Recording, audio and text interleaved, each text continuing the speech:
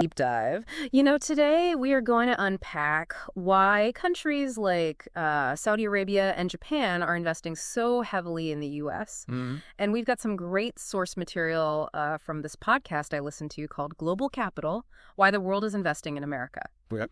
It's really fascinating stuff. So anyone listening, you're probably interested in this topic. I mean, you're here, right? And it's kind of surprising because, with all the uncertainty in the world right now, the U.S. is still like a magnet for foreign investment. It really is. It's remarkable how resilient the U.S. market is. Yeah. It's seen as a safe haven, a place where, innovation's happening, and Right. and that draws in capital even when things are shaky elsewhere. Yeah, the podcast pointed to a few key things driving this. They talked about the strong U.S. economy, the advanced technology sector, and the pretty stable regulatory environment here. Yeah. All these factors together make it a good bet for investors looking for long-term growth, right? Absolutely. And it's not just about the overall strength. Right. It's about the opportunities within the economy. Mm. The U.S. is very good at adapting and reinventing itself, constantly generating new industries Right. and new investment possibilities. So we've got this foundation of a strong and like a dynamic U.S. economy. Yeah. But what's driving specific countries? Like, why is Saudi Arabia going so hard? Why is Japan? I mean, their motivations are way more than just getting return on investment. Oh, yeah, for sure. Their investment strategies are tied into their long-term goals, like their economic and geopolitical goals. Right. They're thinking decades ahead. Wow. It's not just about returns. It's about global influence, Right. strategic positioning. Let's start with Saudi Arabia. This podcast, they talked about the Saudi Public Investment Fund, PIF, Yeah. as a major player in the U.S. market. Huge. They're like making these bold moves and pouring billions into various sectors. And it's all tied to their Vision 2030 plan, right? Vision 2030 is super important to understand what they're doing. Okay. It's their plan to move away from being just an oil economy Great. and become a global leader in all these new industries. Wow. And their U.S. investments are a key part of that. And they're not like tiptoeing in, they're jumping in head first. Oh, no, they're all in. You're investing in everything. AI, clean energy, entertainment, sports, you name it. Yeah, you think about those investments, right? Putting money into AI, especially in Silicon Valley, Right. that puts them at the heart of the tech revolution. Yeah. It's not just about making money. It's about gaining access to all the cutting-edge tech that Yeah. can help them build their own industries up at home. It's like they're trying to fast forward their own development by plugging into the U.S. innovation engine, and then you've got their investments in clean energy, working with U.S. companies to develop renewable solutions. This is where it gets really interesting, right?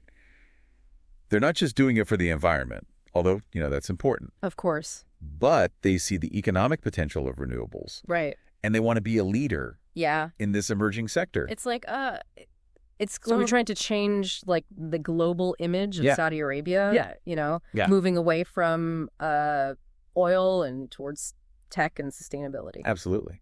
And then you look at the investments in, entertainment and sports, Hollywood, golf tournaments. It's like, what?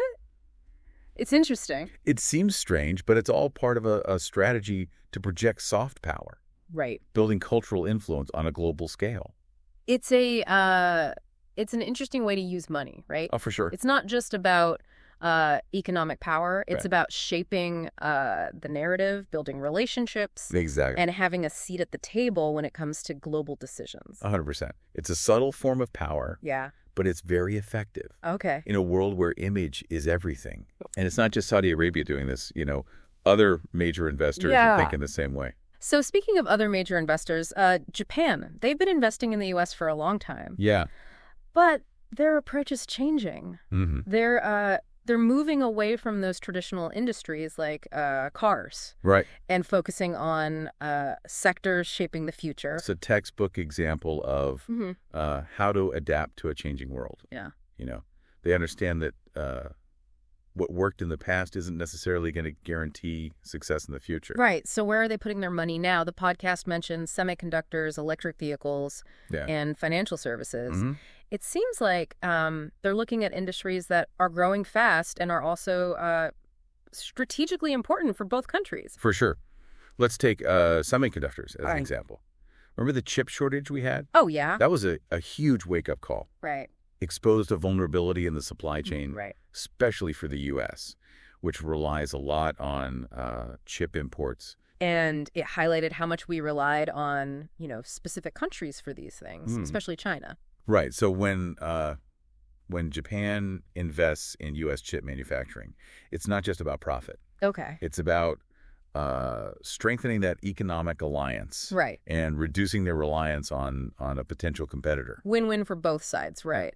U.S. gets a secure supply chain. Yeah, Japan gets a foothold in a growing market. exactly. And it's not just semiconductors. They're also investing in EV production, Right. electric vehicles. Mhm. Japan, I mean, they were the car people. They were the kings. They were the kings, right? But they're recognizing this global shift and trying to stay ahead. Yes, stay relevant. It's fascinating how these investments are driven by money, but also geopolitics. Oh, yeah. Like they're trying to secure advantages in this changing world. Absolutely. And that leads to a really important question. Okay. How does the U.S. view all this? Right. Is it all positive, or are there, concerns about the influence of all this foreign money? We'll get into that in the next part of our deep dive. Definitely. It'll be interesting to unpack that. Looking forward to it. I am too. Stick around, everybody. We'll be right back after a short break. Yeah, that's a really good question. I mean, is this all a good thing for the U.S., or is there a downside to all this foreign investment?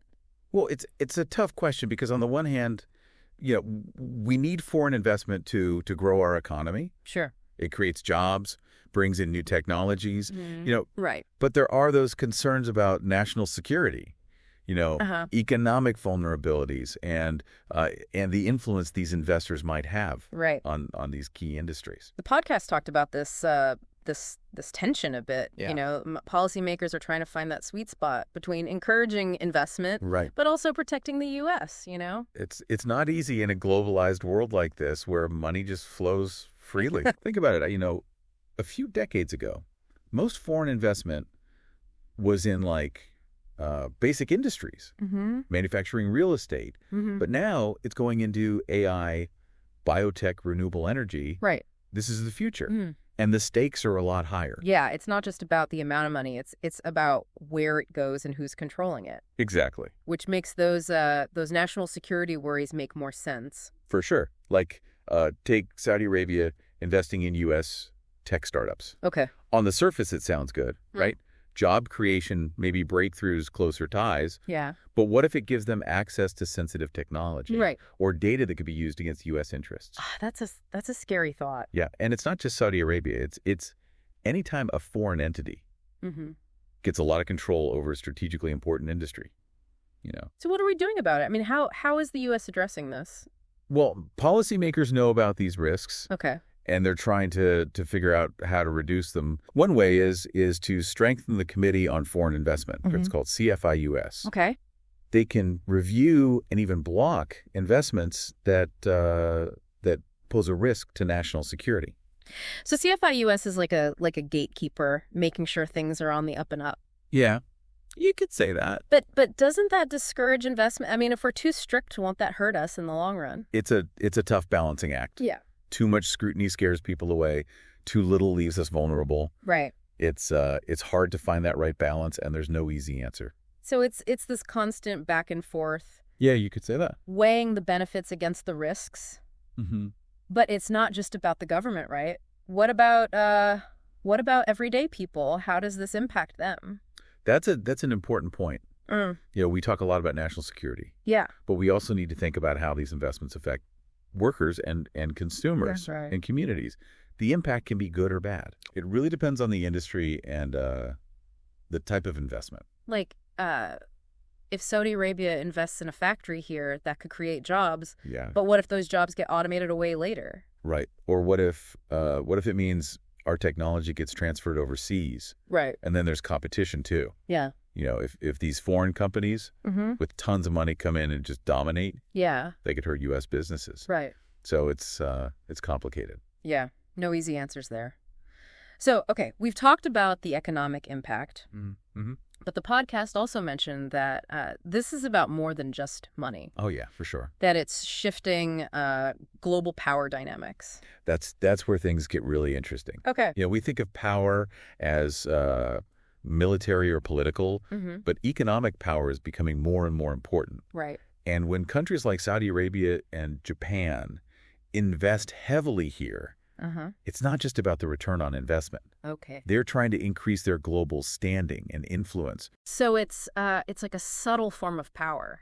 Yeah, Kind exactly. of like soft power, you know? Exactly. They get what they want without force. Right.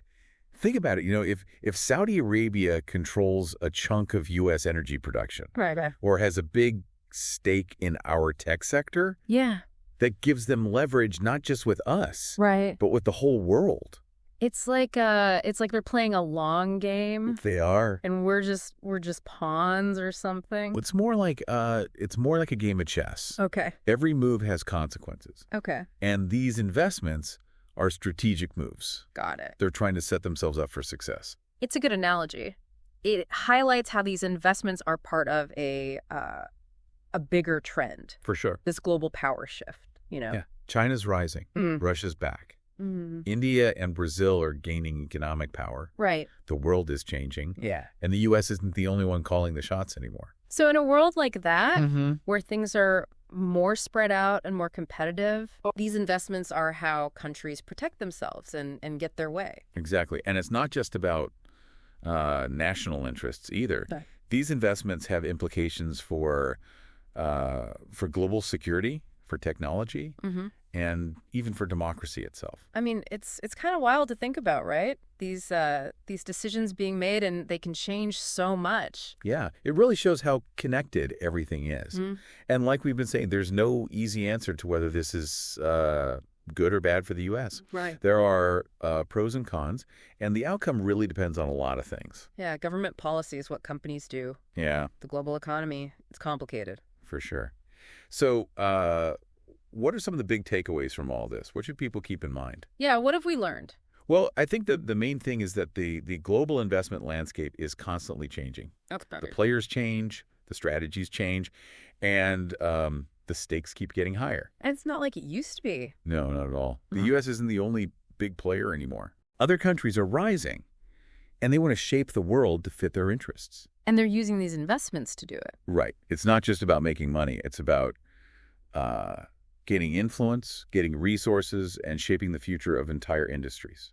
And it's not just governments doing this. No, corporations, investors, even regular people are part of it. So what does this mean for someone listening? How do they make sense of it all? It starts with being aware, Okay. paying attention, Yeah. understanding why people do things, and seeing how these investments affect us. So it's not enough to just read the headlines. Yeah. You have to really dig in And ask questions and connect the dots. and realize that we all have a part to play. Exactly. Whether it's through how we invest or what we buy or even who we vote for, Right. we can all make a difference. So to wrap things up, I want to leave everyone with a question. Okay. If you were a global investor and you had billions of dollars, what would you do with it? Where would you put your money and why? That's a great question. Yeah. It really makes you think about everything we've talked about. For sure. Thanks for joining us on this deep dive. It's been a great conversation. It has been. And hopefully everyone listening has learned something new. I hope so. It's been a pleasure being here, and I'm looking forward to doing this again sometime. Me too. Until next time.